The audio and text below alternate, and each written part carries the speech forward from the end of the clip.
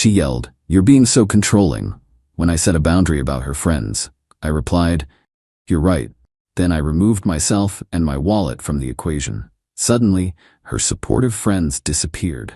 Original post I, 30 male, was checking our credit card statement when I noticed the pattern. Every weekend, same story. Drinks with the girls, $300–400 charges at upscale bars. Been happening for months. Sophie, 28, walked in as I was looking at the latest one. $427 at some rooftop place. Hey, can we talk about these bar charges? What about them? Every weekend, it's hundreds of dollars. Last month alone was almost $2,000. Rolling her eyes. I go out with my friends, so what? On my credit card, every time. Our card, babe, we live together. It's literally my card, you're an authorized user. We'd been together 2 years, living together for 1. I'd added her to my card for emergencies and groceries. Somehow bottles of champagne with her friends became emergencies. This is what couples do, share expenses. Me share means both people contribute. When's the last time you bought drinks? I don't make as much as you know that. She worked part-time at a yoga studio, by choice, turned down full-time positions because she wanted work-life balance. Maybe we need boundaries. Your friends seem to expect me to fund their weekends. What? Me, every time you go out, you cover everyone. I've seen the receipts. 8 drinks, 10 drinks, bottles. You're buying rounds for the whole group. They're my friends. They support me, unlike you, apparently. Support how? By drinking my money? That's when she exploded. You're being so controlling. This is financial abuse. You can't dictate who I spend time with. I'm not. I'm saying I won't pay for them anymore. Classic manipulation. Cutting me off from my support system. Becca warned me about this. Ah, Becca, the ringleader. Unemployed influencer with 3K followers who somehow ate at the finest restaurants weekly. Me, I'm not cutting you off from anyone. See them whenever, just not on my credit card. So what? I'm supposed to tell them I'm too poor to hang out? Humiliate myself because you're cheap? Or they could pay for their own drinks. Laughing bitterly. Right, make my friends pay because my boyfriend is controlling and stingy. That'll go over well. You know what? You're right. What? You're absolutely right. I am being controlling. Smiling smugly. Finally, so you'll stop this nonsense? No, I'll remove myself from the situation entirely. Can't be controlling if I'm not involved. Pulled out my phone, canceled her card on the app right there. What are you doing? Removing the control. Your finances, your friends, your problem. You can't just, I need that card. For emergencies, right? That's what you said when I added you. Doubt champagne qualifies. This is abusive. You're isolating me. I'm literally telling you to see your friends whenever you want. Just handle your own expenses, like an adult. She stormed out, slammed the bedroom door, started texting furiously, probably rallying the troops.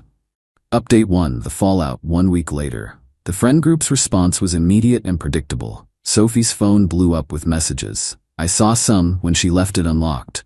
Becca, he cut you off? Red flag, honey? Mia, control freak behavior. You need to leave him.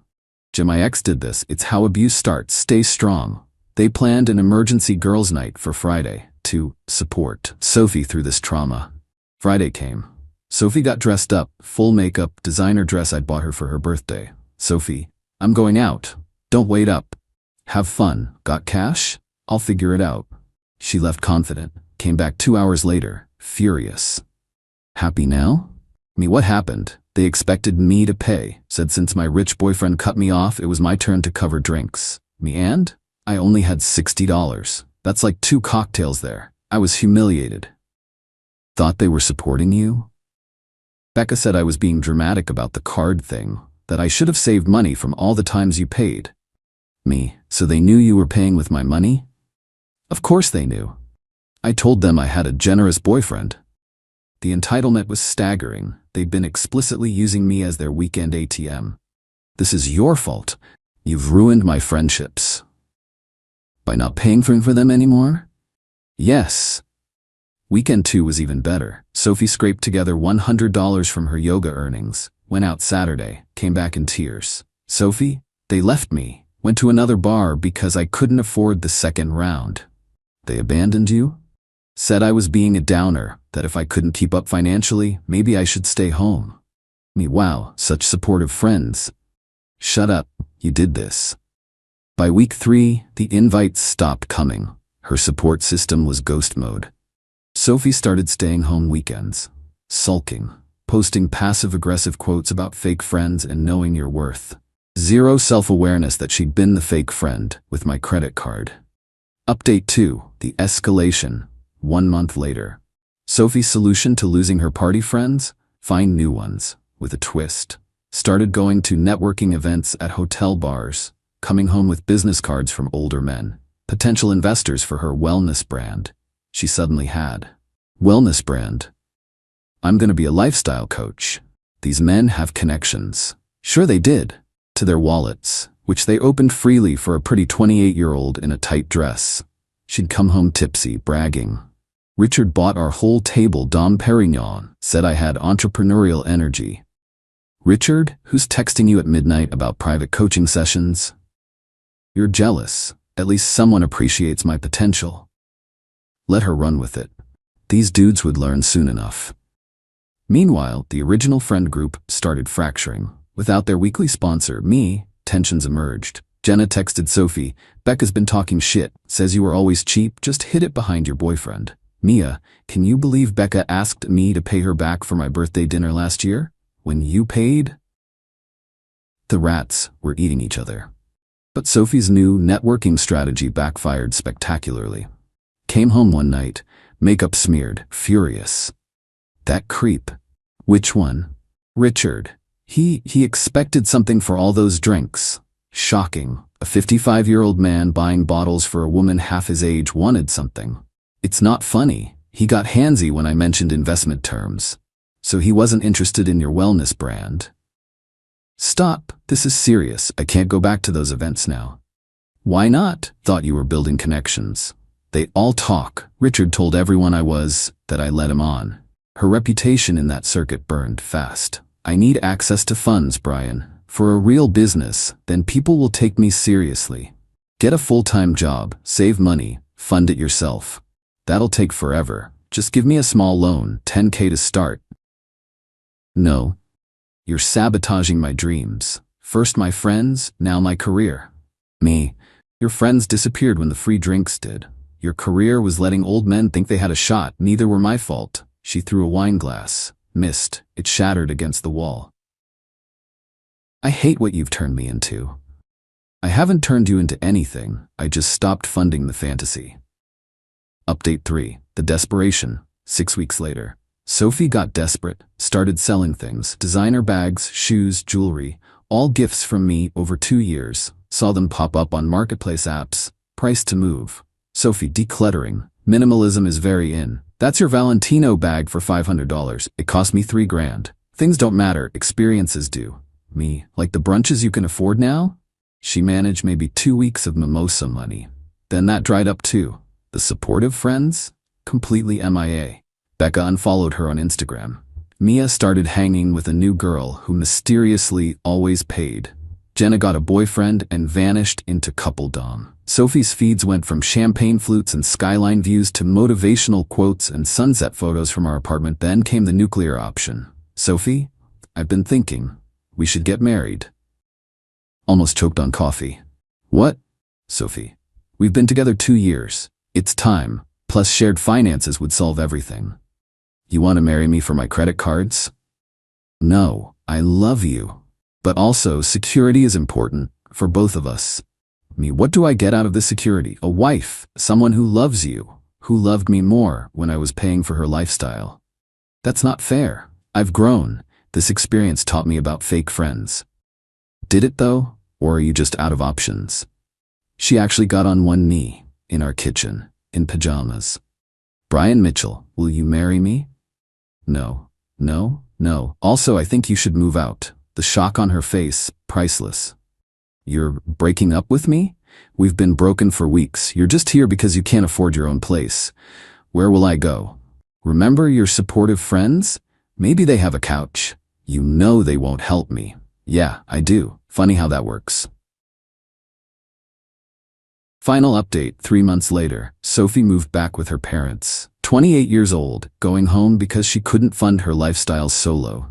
Posted a long Instagram story about toxic relationships and financial abuse. The comments were brutal. Girl, you haven't worked full-time in 2 years. Didn't you brag about him paying for everything? This the same guy who funded your whole friend group?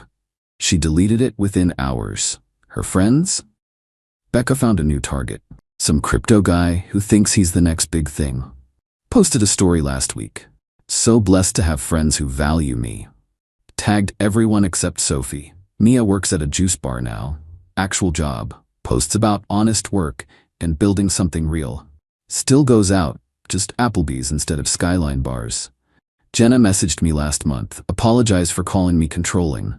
Said her boyfriend showed her their old receipts. I'd spent nearly $15K on Sophie's girls' nights in 1 year. She was shook. Sophie? Still at her parents'. Still part-time at the yoga studio. Still posting about launching her wellness brand soon. DM'd me last week. I know you hate me, but I really did love you, not just the money. I replied, I don't hate you, I nothing you, there's a difference. Left her on read after that. Started dating Theresa, software engineer. Insists on splitting every check. Has her own friend group that, wait for it, pays for their own drinks. Revolutionary concept. Last weekend, ran into Sophie at a coffee shop. She was with some new guy. Looked about 22, probably had his first credit card. She saw me, tried to wave. I pretended not to notice. Overheard her though. That's my ex. He was super controlling about money. Wouldn't even let me see my friends. The guy looked skeptical. He stopped you from seeing friends? So if he wouldn't pay for them, same thing. The guy, wait, what? I left before hearing her explanation, but his face said everything. The thing about supportive friends who only show up for free drinks? They're not friends. They're parasites. And parasites leave when the host stops feeding them. Sophie learned that the hard way.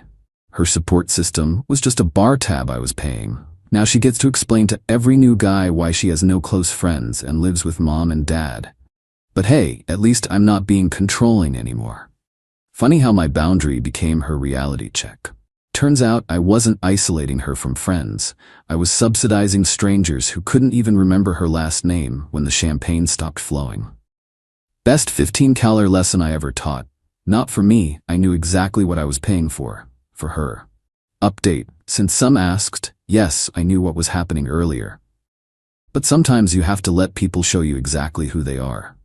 And sometimes they need to show themselves. Sophie wanted to blame me for controlling her friendships. So I stopped. The friendships evaporated. Can't blame me for gravity when I stop holding you up.